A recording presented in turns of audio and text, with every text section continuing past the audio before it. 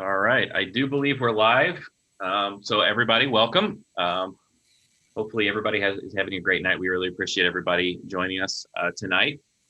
And my name is Courtney Meager. I'm the building principal here at Seckman Middle School, and I welcome you once again.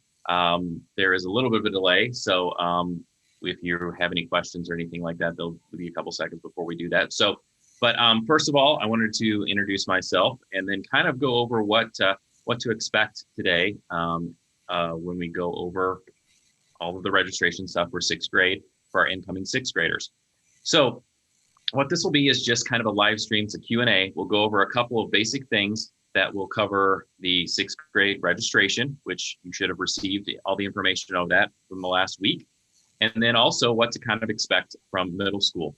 And anytime during those times, as you're watching this live stream, if you're watching it live, any questions that you might have, you can put in the chat box and we will answer them as we get them and try to be as prompt as we can. So in the meantime, I'm going to go ahead and introduce who else is here with me here tonight to help us navigate through this. First of all, the gentleman who just popped in, the one, the only, Mr. Adam Yulo, who is part of our amazing school counselor team. The other part of that amazing counselor team is Mrs. Heather Burris. So she's with us.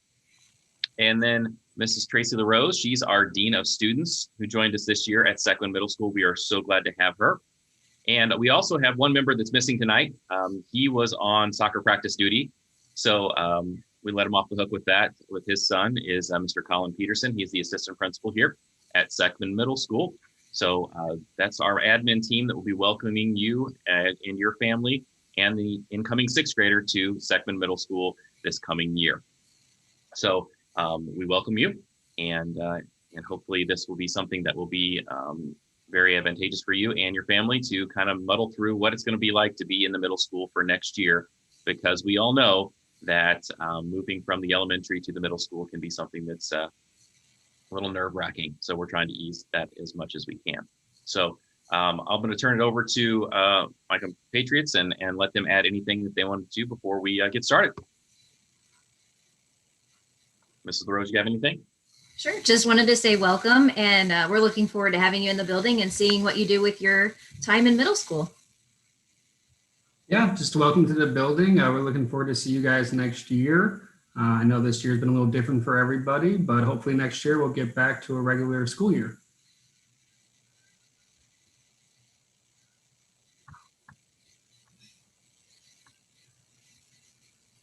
We can't hear Mrs. Burris. She's Burris is talking. It's not muted. Oh, here it is. Sorry, can you hear me now? Good. Yes. Okay, it's good. So if you have any questions, we're always available via email, phone call. We'll help you every step of the way because we know it takes a village to raise a child. So we're here to help as much as we can. Mm-hmm. All right. So the first thing we're going to do is we're going to kind of go through, I'll share my screen here, and we have a slideshow that we will use to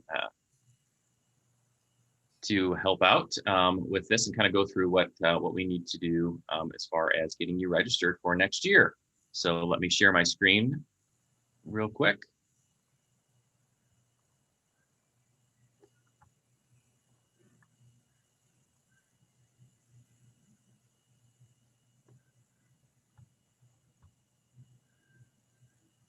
As you could probably tell, this is the first time that we've done a live stream. So we're a little new to this, so working through some of the bugs, but we'll get there. All right.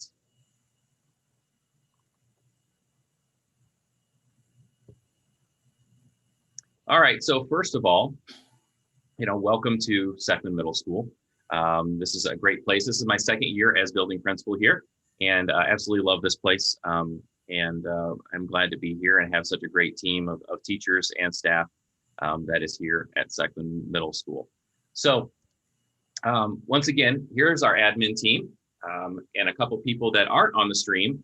Once again, I told you about Mr. Peterson, but our building secretary, who really, let's just be honest, she really is the boss of the building. She's the one that keeps us all in line and runs the building, is Mrs. Erin Duran. Anytime that you will call the school, she is the first person that you will talk to, and usually she has all the answers. So if you ever have any questions, feel free to ask her, because she usually can answer them. And if she can't, she will get one of us and we'll get that for you. Our diagnostic secretary / registrar is Ms. Carla Tessero. So if you have any questions about registration or anything like that, or new enrollment or anything of that matter, she's the one to call. And then of course our counselors, and then Mrs. LaRose, all here with you. And anytime you have any questions, feel free to reach out to any of us, and we'll make sure that we answer those questions the best that we can. And then, of course, our wonderful 6th grade core teacher team. We start with the ELA department, which is English Language Arts, and Mrs. Angie Moore, Mrs. Kristen Sanskoy. Those are a great team of ELA teachers, and you will absolutely love them. And then in the math department, Mr. Steve Benastia, as well as Mr. Brad Cookson. In science, Mr. Dale Perstrop and Mrs. Susan Casey. And then, of course, our social studies teachers, Mr. Brian Wyman and Mr. Kyle Ellman. Now, these are the core teachers that your students will have. They won't have all of them. They'll have one from each of those core subjects. But it's just like elementary school, is that you have all of those classes. Those are the core classes that you have that every 6th grader will take, absolutely has to take as you come in. And we'll talk a little bit about what electives are and some of those other classes that are beyond these, but every middle school kid that comes in has to take these classes every year. Mr. Yulo, Mrs. Burris, Ms. LaRose, anything you want to add to that? I mean, just that if you got your course request form, you should have seen them talking about advanced versus regular classes in your form. So you would have got to see their faces already. But if you didn't, you will get to do so. All right.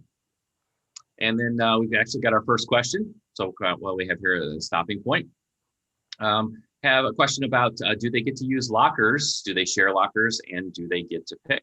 So that is something that is a common question that we get a lot. One of the first questions, evidently from our live stream, it's the very first question is, do they get to use their lockers? Yes, 6th graders do get to use their lockers. 6th graders do have to share them though. And what we usually do is, under normal circumstances, and we all know that this past year was not one of those normal circumstances, but under normal circumstances, we have a orientation day that's a little bit before school starts. And at that time, students can come up and they can get their schedules for the coming year. And they can also get their locker assignments and locker combinations. And what we usually do is, since 6th graders have to share lockers, we will let them pick their lockers and also pick their locker partners if they would like to. That way, if there's somebody that they know, then they can partner up with them, so that's a little bit more comfortable coming into the middle school. And now it's not something that you have to do. You don't have to pick your locker partner. If you don't have anybody that you want to pair up with, then of course you can, we can assign one for you. That's not a problem whatsoever. But we do ask that you are very coordinated with that, because every year, ultimately, some kiddos come in and say, hey, I want to share a locker with Susie. And we get that all worked out. And then Susie comes to pick up her schedule later that day, and we give her her locker. And she tell her that the other person requested her as a locker partner, and Susie has no idea. So make sure that you coordinate that beforehand. But there'll be more information on that as we get closer to the beginning of next school year and throughout the summer. So great question. And then also somebody else asked if they get to pick their locker buddies, which we just talked about. We do that, so make sure that you coordinate with that. All right, moving on. Good questions. All right, let's talk about our elective teachers. Now, Mrs. Burris, you want to elaborate a little bit of what exactly the electives are? From your enrollment form, if you completed it, and if you haven't, you still have plenty of time, you would have seen some of these elective options. We have an exploratory Spanish as an option for you just to kind of see what Spanish language, Spanish culture is like, to see if that's something that you want to pursue as you get to be a 7th and an 8th grader, because you have opportunity for high school credit for that Spanish class a little bit later in your middle school career. We also have a 6th grade academy and a literacy that every student will take, and that's just one semester as well. Ms. Brannon and Mrs. Pelker are those teachers for that. We do have a challenge class that is for our gifted students, and if you've been identified as gifted, you're welcome to sign up for that class, which is a year-long class. On this list, I know, Mr. Yulo, we don't have everything listed because we do have some new classes, so jump in here and help me out. Yeah, I think, with some of our the newer next classes. slide, there's more, Mr. Meeker. Okay. What's that? I think the next Sheila? slide, there's more electives choices. Or here we go. There we go. Oh, there they are. Yeah. Mm-hmm. Here are all the elective choices. Yeah. So yeah, so we actually have some new ones on here. We have coding and true crime. Those are two new ones this year that are for 6th graders. Of course, we have arts. STEM is science, technology, engineering, and math. And that's more of a project-based learning. And that's taught by Mr. Bold. Of course, we have current events, which is exactly what it states. It talks about events happening in today's world, and the kids get to learn about what's going on, in the world today. We just talked about exploratory Spanish, business tech. She said challenge. And of course, we have band and choir. And then we have our character council, which is an application only class, which is on your course request form as well. It's something you can apply for, but you do not have to. But yes, these are all the choices that 6th graders have, and they are all on your course request. All right. And so let's back up a little bit and talk a little bit, now that we've kind of talked about what core classes are, what elective classes are, and talk about what the school year would look like. So as we talked about before, 4 core classes, those are all required, and they're all year long, and which means 2 semesters. So usually the semester ends, first semester ends usually around Christmas time and then starts back up after Christmas break. This year was a little bit different. Our first semester didn't end until after Christmas break, but it's usually around that time. That's usually what we use as the benchmark for the mid part of the year. And then, so then there's also required electives. There are electives that you absolutely have to take. Those are required by the district and the state. Physical education, so PE, every student has to take 1 semester of PE every year. So that's something that is a state requirement. So that's something that you will have PE at some point during your 6th grade year. Advisory, that is something that every student in the building has. That's all year long. And that is usually a starting off point at the beginning of the day to where you get information about what's going on in the building, certain things like that, and in a way to kind of start off the day before you move on to the rest of your schedule. Literacy, all 6th graders are required to take 1 semester of literacy. And then they also take something called 6th grade academy. And 6th grade academy this past year, something new we started, positioning it in the beginning of the school year for everyone, first semester, because basically 6th grade academy is a kind of a primer course to the middle school world. It's for all 6th graders to learn what it's like to be in the middle school and what the expectations are for the middle school and how to get organized for the middle school. So that's something that's very important that every 6th grader has to take. And then the second semester, usually around that time, is literacy that takes the place of 6th grade academy. So, Mrs. Burris, or Mr. Yulo, do you guys want to elaborate a little bit on any of that stuff? No, not said it all. Then they get 1.5, I guess, periods of elective choices. So that means you get 3 semester classes or 1 year long and 1 semester long class. So you just have to kind of choose which ones you want to take now. Because just remember, a lot of these classes, if you don't take them your 6th grade year, you will be able to take them your 7th and 8th grade year. So just kind of weigh your options and see what you want to get into first. Okay. All right.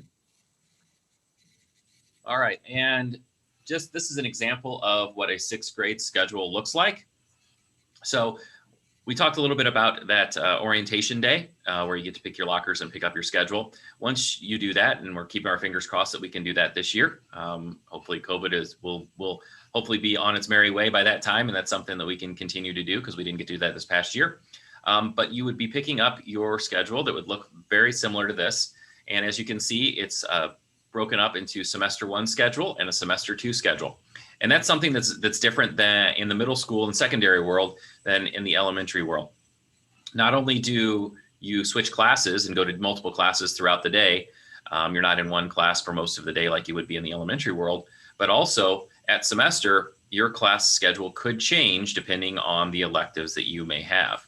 So that's why it's split up into 2 semesters. So sometimes they could be different. Sometimes it's the same, but a lot of times your schedule will change at semester.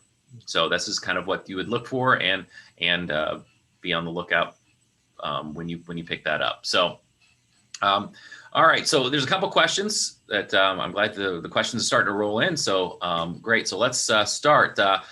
Someone asked, what after school sports are there? Okay.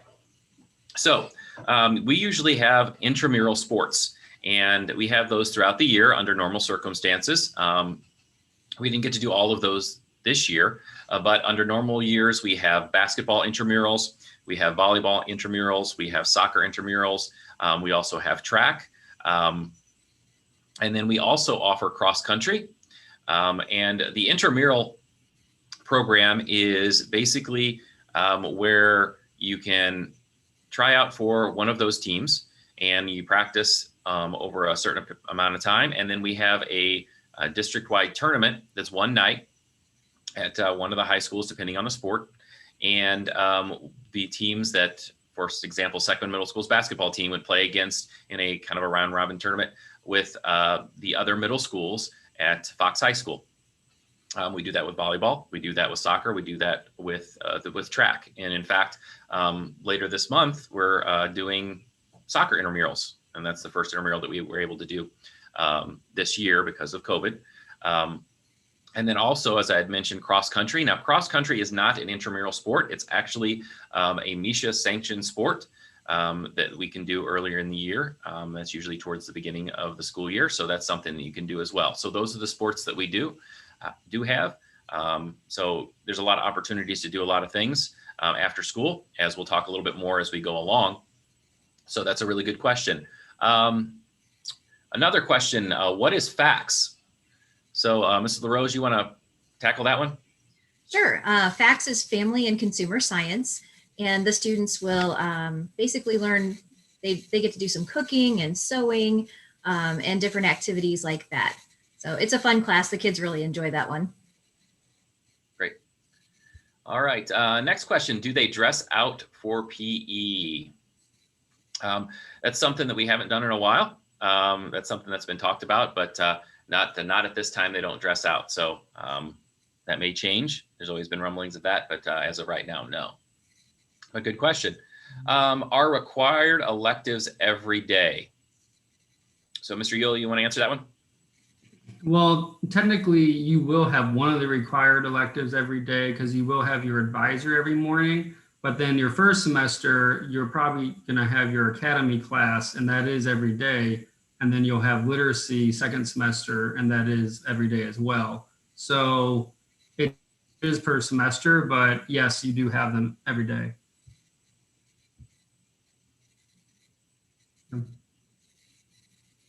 Archery, we have archery normally under normal circumstances. That's kind of a after school sport that we offer for the kiddos.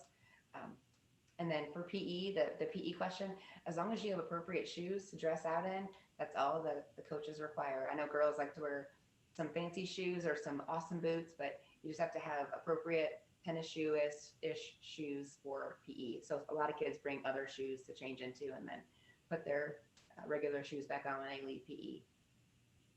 Mhm. All right. All right, next question. Is there a separate character council application, or is the character council information found on the registration the only form needed? Is there a separate form, and where is that posted? Mr. Yulo, want to tackle that one? Good question. Oh, it is embedded. I think we could get another form or another, like, I guess another link to the form so they can fill it out separately, but that goes to our character council, the heads of the character council, because they're the ones who are going to go through and pick the kid, well, interview the kids and then decide who is, accepted in that way. So there isn't one yet, but I think we can get one sent out. Okay. All right, good question. All right, next question. Will the fifth graders get to come to tour the building like they did before? That is our plan. We really hope and pray that that is going to be the case, because we didn't get to do that last year. And that's a big part of the transition process from fifth graders coming from the elementary to the middle school is the preparation process, because it is a whole different world and it's a new building, and trying to navigate that. We always liked having kids come in early and being able to open up the building to them to be able to walk through their schedule before the first day of school, or come in and practice their locker combinations before school, so that they were pretty good at it by the time that they started. So, of course, with the COVID situation, you never know how that's going to work out.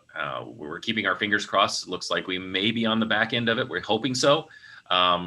But we've also felt that way before during this situation. So you never know. But our intention is to have that again. But we will communicate that out as we get closer and closer to the school year, and hopefully during the summer we'll have a much better idea of what that will look like. So that's our plan, and if we can, we absolutely will do it. All right. Next question: how do we know when tryouts are for sports and cheer? Okay, so what we usually do, and that's a big part of advisory as well every day. We talked a little bit about advisory and what that's about, but that is a time also during the day when we have announcements, and those are things that are announced during that time. Cheer applications are in the office. So if anybody's interested in cheer, they can stop by the office and pick up the form, or soccer intramurals, tryouts start on this date. If you would like a form, come to the office. So we do that during advisory a lot of times. Of course, those are communicated out during a weekly email that I send out to parents. So that information will be there. So there's plenty of ways to get that information, not only during the school day for the students, but also for parents and families that may have questions about those things too. So great question. All right. All right, so let's go ahead and move on. And we just talked about intramurals. Yeah. So go ahead. So that question was great foreshadowing. And now, one thing we did not talk about, and Mrs. Burris did kind of allude to, was our clubs. Now, like I said before, at the middle school, this is the great thing about the middle school that's a little bit different from the elementary. And you have a lot more opportunities to do a lot of different things and to experience a lot of different things.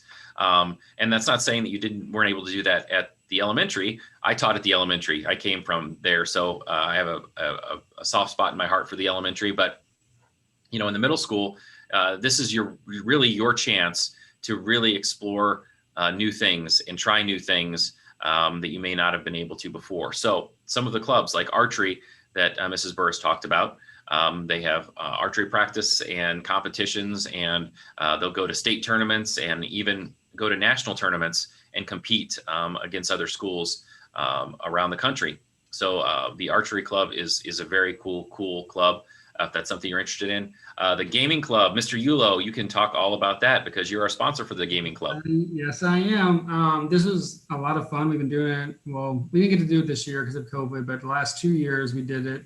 And really, I just saw a bunch of kids playing, I think it was Pokemon and Yu-Gi-Oh at lunch. So I decided to make a club where that's what we play in the club is all these different, we do Pokemon, Magic the Gathering, Yu-Gi-Oh, Some kids play Dungeons and Dragons. Last year we had Risk going on, a big game of Risk. This year we introduced the Settlers of Catan. So, it's kids interacting, having fun, just playing games. But that's also why this year, since COVID happened, we couldn't really do it because we're all around a table usually playing the same game, touching everything. So I'm excited to bring it back. No one has beat me in Yu-Gi-Oh yet, so I can't wait to see some of you guys bring your cards and challenge me. So it'll be a fun time, and I'll get those. I mean, we do it all year. It usually starts in October, but it might start earlier next year. So it starts in October, goes through the end of the school year. So it's an all-year club. It's pretty fun. All right. I think you just challenged them all. I take that as a challenge right there. Mm-hmm. All right. And then yearbook, and yearbook is a club that we have that you can participate in. It actually is a class throughout the day that you can take, but it's also considered as a club. Then we also have character council, which we've talked about before. Mrs. Burris, you want to talk a little bit about what Life PE is?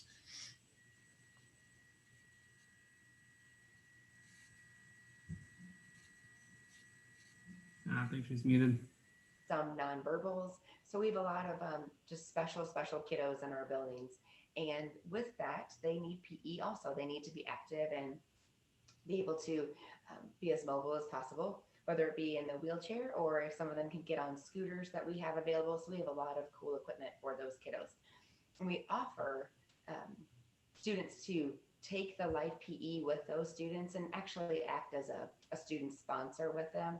They'll kind of be a student coach and help those kiddos. They might pass the ball to those students, maybe push them around in their scooter or in their wheelchair, and just help make PE as fun and active and enjoyable as possible. So that's an application-based class that you can choose to apply for as a 7th and 8th grader. If you enjoy PE and you have a big spot in your heart for helping kiddos who might not be as fortunate as you, but it's definitely a very fulfilling class for those who enjoy working with some of our special needs students.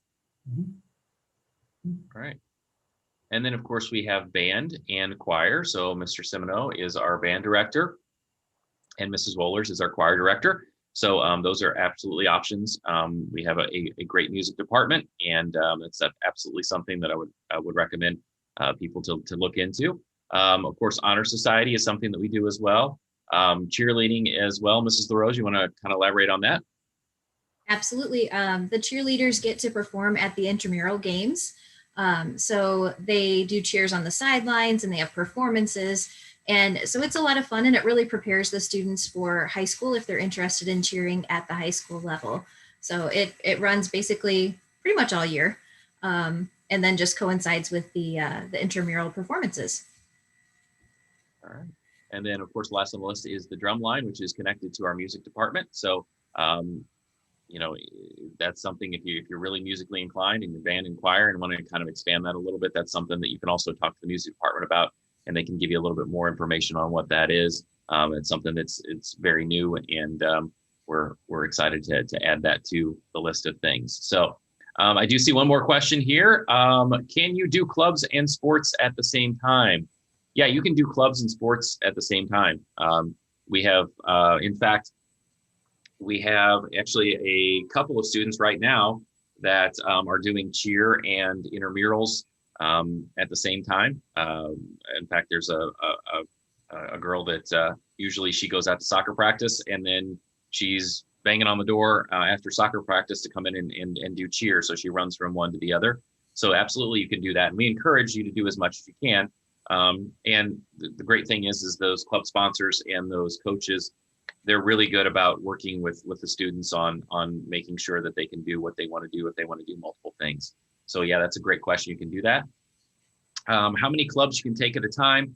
Clubs, the classification of clubs is kind of different. It depends on what you're looking at. Now, yearbook is something that we can offer during the day.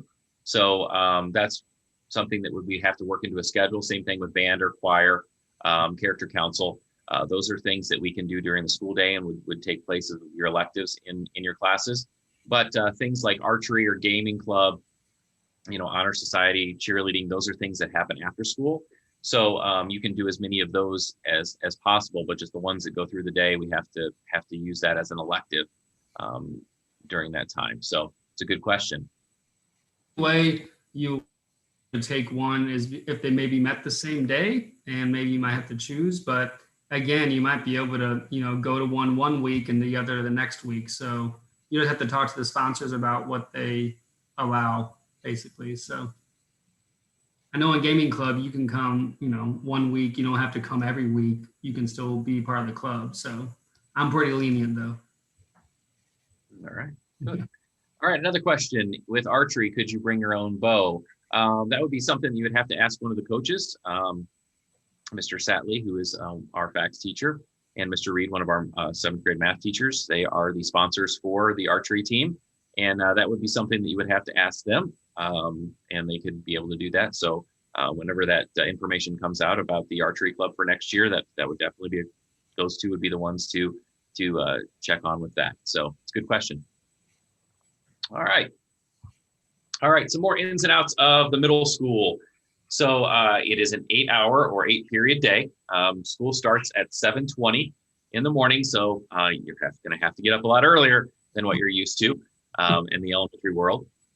So get ready for that. And but the good thing about that is that you get out earlier. Our day ends at 2:25 every day. So that's when we dismiss everybody to the buses.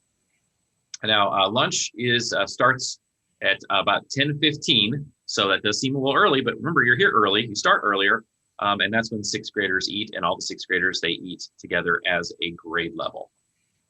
So if you're worried about that, you will have friends in there that if you have that are 6th graders and classmates, you will be eating lunch with them. All right. Now here's a big negative, and everybody hates to hear this every year as they come over from the elementary school. And I'll be honest, I don't like it either. I mean, I think everybody could use a little bit of recess every now and then, but unfortunately at the secondary level, we do not have recess anymore. But usually what we try to do during lunch, during normal circumstances, is if the weather's nice, we have a patio that is out to the front of the building. And the last 10 minutes or so of lunch, we will let you out onto the patio so you can go out and socialize and kind of hang out. And so while it's not recess, but it's still some time for you to be able to socialize with your friends and be able to hang out for a little bit during the day after you've eaten your lunch. So, well, unfortunately, you don't have recess, but that's about as close as it's going to get. And then also, our passing time between classes is 3 minutes, usually 3 minutes, which doesn't seem like a lot of time, but 3 minutes, even with crowded hallways, is enough time to get from class to class. Now, that being said, I don't want anybody freaking out or worrying about, oh my gosh, what am I going to do? Am I going to be late to class every day? We understand as a 6th grader coming into a new building, a new world of middle school, that it's going to take some time for you to get used to your schedule, get used to your locker, get used to going from place to place and navigating in those hallways. We understand that. So we don't want you to come in on the first couple days and be really, really worried that you're going to get in trouble because you're late. The 6th grade teachers, they understand, they know, they do this every year. They see the kids kind of struggle a little bit at the beginning of the year in dealing with those things. And they're very, very good about making sure that there's no penalty for that. During the first days of school, first month or so of school, we're usually pretty understanding for that. So don't worry about that. Okay. All right. Anything else you guys want to add that I may have missed? No, you touched on everything. All right. A couple other questions. Let's see. How long do they get to eat for lunch? Mrs. LaRose, you want to tackle that one? Sure thing. They get 30 minutes. So 6th grade lunch is usually 10:15 to 10:45. All right. Good. Are we able to use our phones? That's a really good question. We're going to get to that here in just a little bit. So I'm going to hold off on that one because I really want to talk at length about that one. So Hannah, good question. We'll get to that in a second. And then can we bring snacks? Okay. This is another good question. As far as snacks are concerned, we don't allow snacks to be eaten in the classroom. You are able to bring a water bottle as long as it has a lid, but But as far as snacks and eating in the classroom, no, those need to be saved for the lunchroom and during lunchtime. Okay, so good question. All right, let's go ahead and move on. All right, so let's talk a little bit about attendance and absences. All right, now, anytime that your child is going to be absent, make sure to call the office as early as possible to report those. The number to the building is right there, and you'll talk to most of the time Mrs. Duran, the secretary, and she'll go ahead and verify that. And also be able to, if you're out for a sickness or go to the doctor or the dentist, make sure to provide notes for that. And once again, like it says, the more you're here, the more you're going to learn. That's just the bottom line. So the more that you're here, the better off you're going to be. And what we really, really want people to be here. We want kids to be here. Absolutely want them to be here because this is the place that they need to be. So, and even though it says there's excused absences, really too, and we'll get a little more into this as we get a little bit closer to the beginning of the school year, is there's really not something that's an excused absence. The state does not accept excused absences, even if it's a doctor's note. But that being said, the state does give us a little bit of leeway to know what the situation is. But if you have too many absences, then we have to get involved, and we'll work with families and parents and things like that. But sometimes if we have excessive absences, sometimes we have to get other agencies involved, like juvenile office and things like that. And I know that sounds scary, but like I said, we want everybody to be here at school as much as possible because this is where all the learning is. And if you miss out on that, then you really get behind, and that can really snowball on you. Anybody else want to add anything to that? I mean, yeah, you're right that the more you're at school, the more you're going to learn, and the more absences you have built up. I think it's by law after 10 that are just completely, no one has called, no one has said anything. It's kind of like a no call, no show for work. If you're just not letting us know anything after 10, we're usually required to report it to the state. So as long as you're calling and providing doctor's notes, then it's a lot easier to work with everyone who does that. And when we try to work with everyone, we're not just gonna, just report anything right away. We usually call you or try to get touch base to make sure everything's okay. So, but the more what we know on our side, the easier it is for us to just know that what's going on at home. So we know that no one's just showing up for no reason. Okay. So just, best practice is this: if you're not going to be there, just let our secretary know. So she'll put a note in there that you called at least, so we know that you called in. Right. Yeah, we will absolutely work with families because we know that there are situations that sometimes are not necessarily just cut and dry. So, right. And we absolutely, the last resort is to go down the road of contacting those other agencies. So that's the absolute thing when nothing else has worked. But the more that we know, like Mr. Yulo said, the more that we can help. So that's a great point there, Mr. Yulo. All right, a couple more questions that we have. Do we have to buy our own locks for our lockers? No, you absolutely do not have to buy your own locks for your lockers. The lockers that we have the combination locks built into them. And we change those combinations before every school year. So at the end of this school year, we go through and we change the combinations on those locks just for, of course, safety reasons, so that no one from the previous year that had that locker will be able to get into that locker because the locker would change. So you don't have to worry about buying those. We provide those. Okay. Sixth grade students carry their backpacks to each class, or are they going to lockers in between classes? And this is something that we're going to talk about a little bit more as we get closer and closer to the beginning of the school year. COVID's made things a little bit more different than in years past, but we really want to encourage kids to use their lockers. We have a lot of kids here, and we are the largest middle school in the district. And when all of those kids are in the hallways, it gets really crowded. And if you have all of those kids that have backpacks with a lot of stuff in them because they're not using their lockers, that doubles the size that a kid takes up in the hallway. And that adds up very quickly. So we really encourage kids to use their lockers. And we really want them to do that because not only is it better for them health-wise, because if they're carrying everything in a backpack, it sounds funny, but we've all seen it. They can all agree with me. We've seen backpacks that are almost as big as the kids that are wearing them.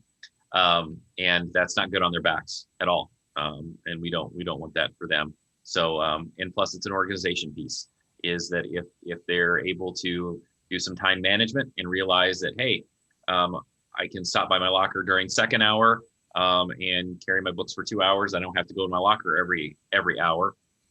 They can start figuring those things. So those are things that are life skills as well. So we really want to promote that and get them ready for not only high school, but the real world as well. So that's something that we really encourage.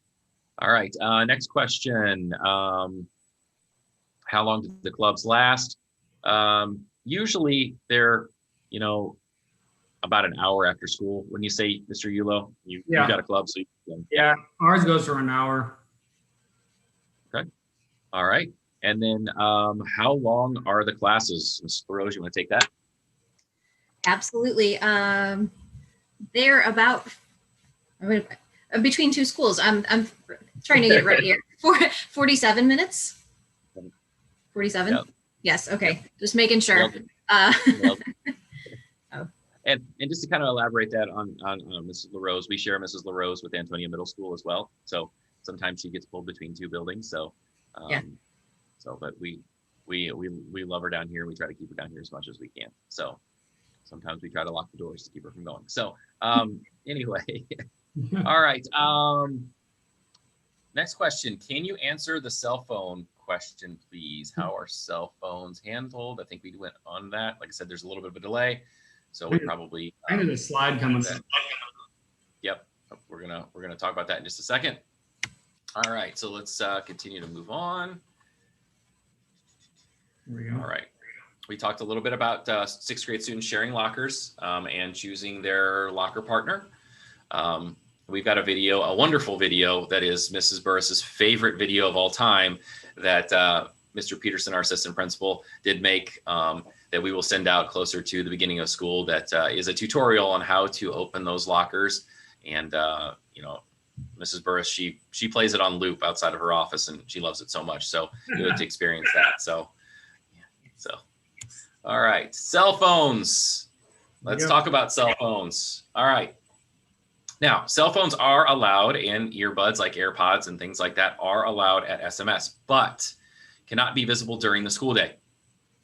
So they're not to be used in the classroom in case it's for an educational purpose with the permission from that teacher. Now, that being said, that is something that will probably not need to be done anymore as far as having those out for an educational purpose, because beginning this year, all the middle schools are going to be what's called one-to-one with technology, which means that the incoming sixth graders will have the opportunity to get a school-issued Chromebook that they will have to carry with them throughout the day, and also take home with them for any work or homework or anything like that that they need to do.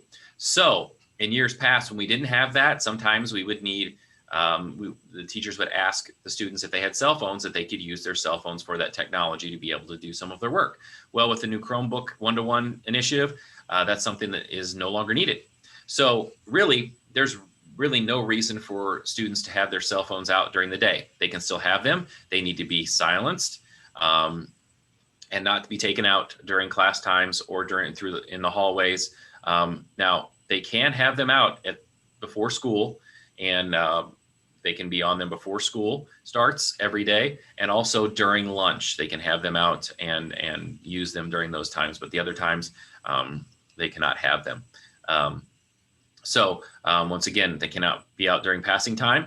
And if that happens, then a warning will be given. But if the warning is not heeded, they will confiscate them and return them at the end of the day. And we have issues with that all the time, where we have to tell students to put them away. If they don't do it, then we send them to the office and have them turn them off. And Miss Erin holds them at the office. And here's the thing: is if a student needs to make a phone call, no matter what, they can come to the office and do it. They can do it on their cell phone, but they have to come to the office and ask permission first to make a phone call home. Otherwise, they can use one of our phones here in the office if they need to make a phone call, but they should not have it out during class time or during passing time. Otherwise, there will be some consequences for that. Okay. You guys want to elaborate any on that? Add anything to that? No, I mean, one thing I would have to say is, I mean, really, if you know that if your child gets very distracted with the phone, it might be best to even have them keep it at home or tell them to put it in their locker, because really it's just going to get in the way of them learning. And if it keeps becoming a problem as far as getting their phone taken away, well then, they're just going to be distracted in school anyways. And I have personally witnessed a lot of kids over the past 3 years now who've developed a relationship with their phone. And if they get their phone taken away, they almost can't focus in school at all anymore. So, we don't want to develop those habits. So, just make sure, just to make sure that your child is aware of their phone usage, and maybe just let them know to put it away during class.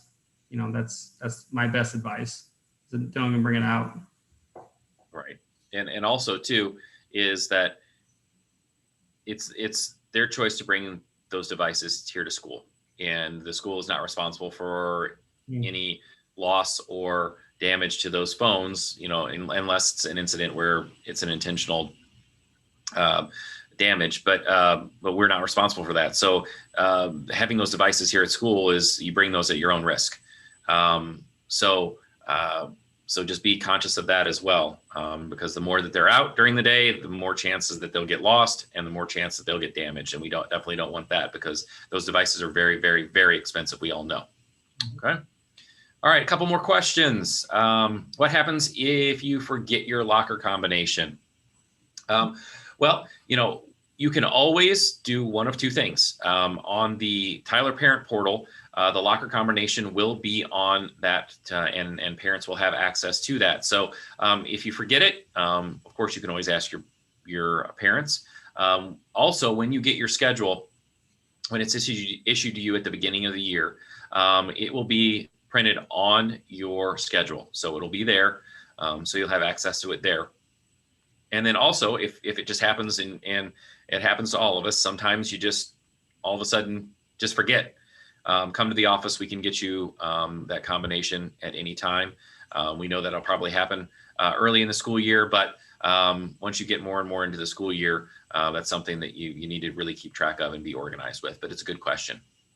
Next question: are you able to bring stuff for your locker to keep it organized? Yes, but we want you to be organized, but we also know, and because we've dealt with these lockers and jammed lockers quite a bit, the more that you put into them that doesn't need to be there, the more opportunity for a locker to jam or to break, or may keep it from closing. And you could be in a hurry and try to close your locker and leave it wide open. And if you've got stuff in there that's valuable, all it would take would be somebody to come by and grab that stuff. So, locker shelves are fine. But we've actually had some issues where people have really, really decorated their lockers, put little hanging chandelier in them, put contact paper on there like wallpaper. And we don't encourage those things, because all it does is causes problems. So while it is your space that you use to put your stuff in, we don't want too much excessive decoration or things like that in those lockers, because it leads to bigger problems. Okay. All right. If the student has their own Chromebook, will they be able to use their own, or do they need to use the school's? If you do have your own Chromebook, you are absolutely able to bring your own.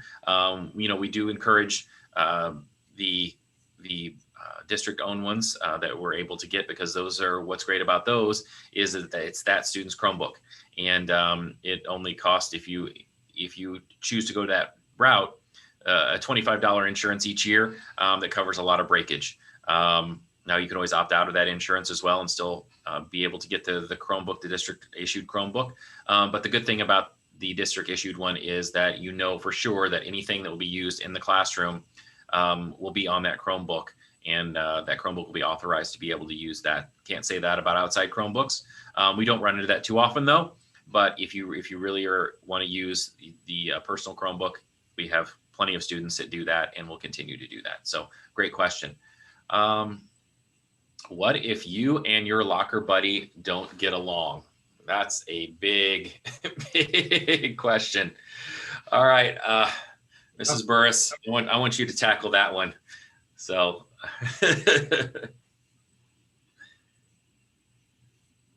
Had that before. We have had best friends on Tuesday, and by Wednesday, they're the worst of enemies, and they want to change locker partners and be issued a new locker partner or be given their own locker. So the first step we're going to do is we're just going to talk about it. We're going to have let's all come in and talk about this and see what the issue is. And sometimes it can be resolved, and sometimes it's bigger than that and it can't be resolved. But we'll always talk about it first to try to figure out how we can move forward and work through this. And then if it can't be worked out, then we will take the next step. But we're always going to talk about it, and we're not going to just jump to getting the locker changed and finding a new partner and a newfound friend. That happens with boyfriends and girlfriends at the beginning of the year. In July, they're boyfriends and girlfriends, so they want to have a locker together, and then come mid-September, they need new partners. So we'll always talk about it first, and then we will take the next steps. And if it can't be resolved or it can't be worked through, we will see what we can do about making alternative arrangements. Yeah, and ultimately, we know that sometimes friends and acquaintances and things like that, they have fights. But the trap that we don't want to fall into is we don't want to have it to where one week they're friends, then the next week they're not friends, and then the next week after that they're friends again. And what a lot of kids try to do when that happens is they want to move lockers every week because of that. But we really work to try to, one, it's a life skill. Conflict resolution is a big thing that they're going to need from here on out. And we try to go down that road first before we make any changes. So we don't jump to locker changes right off the bat, because we want to try to work out those problems, because that's how we need to do that as adults, and as the kids are becoming closer and closer to that adult age. That's a skill that they really need to learn. All right. Okay, so that's kind of a brief overview of what the middle school is going to look like. And then we also, we've got probably about 8 minutes left in the live stream. So we want to kind of go over a little bit. We're going to go over the registration website here and kind of do a brief overview of what that looks like. And that is something that is definitely a tool that you will use to fill out that form that was sent to pick your classes. So so if you can see this is the 6th grade transition website that Mr. Yulo and Mrs. Burris developed. Mr. Yulo kind of built this from kind of the ground up. I really wish that he would have picked a better thumbnail picture of my welcome video there. I don't know how to do it on that one. Yeah. Because that is not a flattering look. I'll have to say so myself. So on here, as you look at the front page, there are some welcome videos. One from myself, another one from Mrs. LaRose and Mr. Peterson. That one's not much better either, by the way. Yours is much better than mine. So on here as well is the middle school course description guide. And this is going to be a huge tool for you as you're going through and selecting classes for next year, because it has detailed descriptions of all of our core classes, our elective classes. It has contact information for us in the office, bell schedule, stuff about advanced courses, and academic supports that we have all through this. And what's great about this is we added some videos as well that some of our teachers were able to create, that it really gives an in-depth explanation of what certain classes are. So be sure to take a look at that, and also lists what is offered for sixth graders and what's not offered for sixth graders, because we do have some classes that are not offered to sixth graders and that are offered to other grade levels. So so while you may not be able to be in those classes during your sixth grade year, it gives you an idea of what to look forward to in your seventh and eighth grade years. Then also, this is the instructional video for the sixth grade enrollment. So it takes you through, Mrs. Burris and Mr. Yulo did an awesome job of creating this video to walk you through the process of filling out that course request form that was sent to you last week. So this is a great tool. So if I really highly advise that you watch this before you fill out that form, because it walks you through and answers a lot of questions you may have about that form. All right, and then also the slideshow that we went through during this is on there as well, if you want to review some of those things. And then videos of our Seckman Middle School sixth grade team. So there's our social studies, our science, math, language arts. Those are our core teachers, and the videos introducing themselves to you, so you can kind of get an idea of what their classes are all about and who they are. And then sixth grade electives at Seckman Middle School, some videos about those. Coding is something that we offer, band, choir, the Spanish electives, and true crime. So be sure to watch those videos. We also have the infamous Mr. Peterson locker how-to. It's a Burris favorite. So be sure to watch that as many times as you'd like. Mr. Peterson would appreciate it. And we're even thinking about maybe doing a behind the scenes look narrated by Mrs. Burris. That might be something to look forward to as well. Coming soon. Coming soon, yes. All right, and then also a sixth grade virtual tour of Seckman Middle School. So this is a great resource. This is also, this was sent along with the form to the students' email addresses last week. It's also on our website, on the front page of our website, along with this video, this live stream that we'll put up on there on the front page.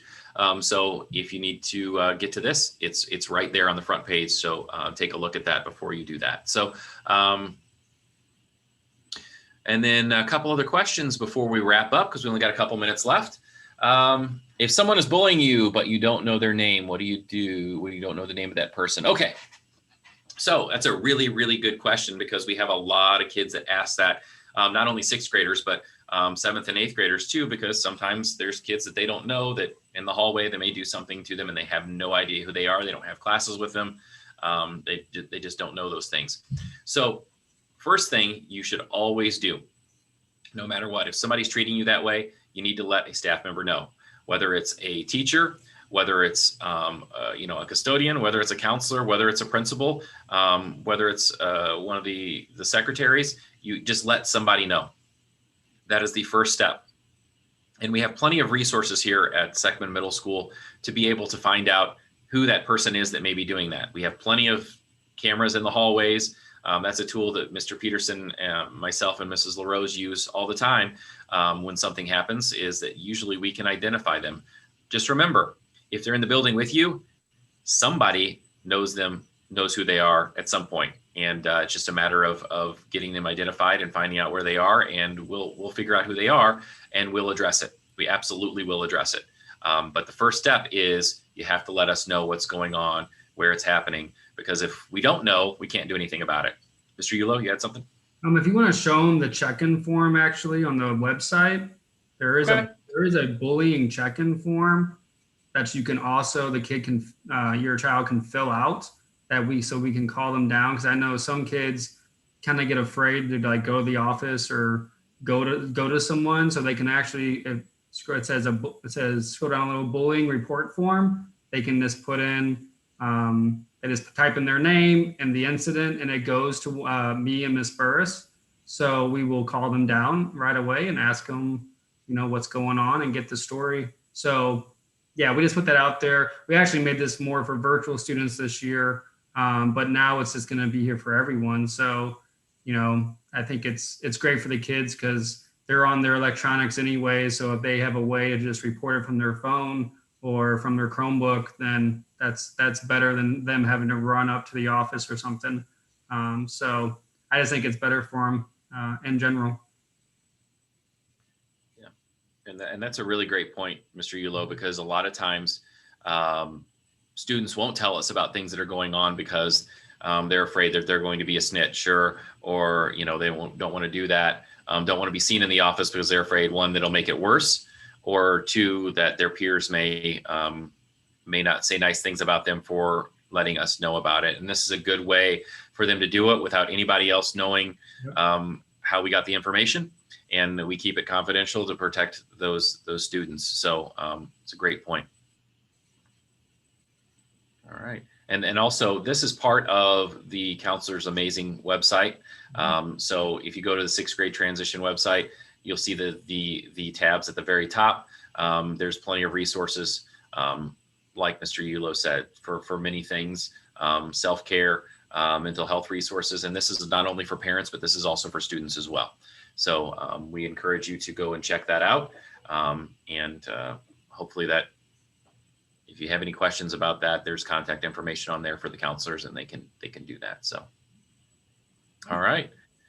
Well, looks like our time is up, and we appreciate everybody coming on during the live stream. A lot of great questions. That's really exciting that we were able to answer some of those questions. Now, we also know that one, you may think of some things after this live stream that you may not have thought during this time. Reach out to us and ask us. You can email, you can call the office. We'll make sure that we can answer those. Also, those that may not have been able to make it to the live stream tonight and are watching this at a different time, if there's anything that we haven't covered, be sure to contact and reach out to us. We're more than happy to help do what we can to make this transition from 5th grade to the middle school as seamless as possible and easy as possible, and relieve as much stress as we can. So Mrs. LaRose, Mrs. Burris, Mr. Yulo, any parting comments? Other good, we're excited, and we can't wait to meet you and see you in person. Yeah, looking forward to seeing you next year. Yep. And welcome to the Seckman Middle School family. All right. Thanks again, guys. Great to see everybody that showed up, and we will see you at Seckman Middle very, very soon.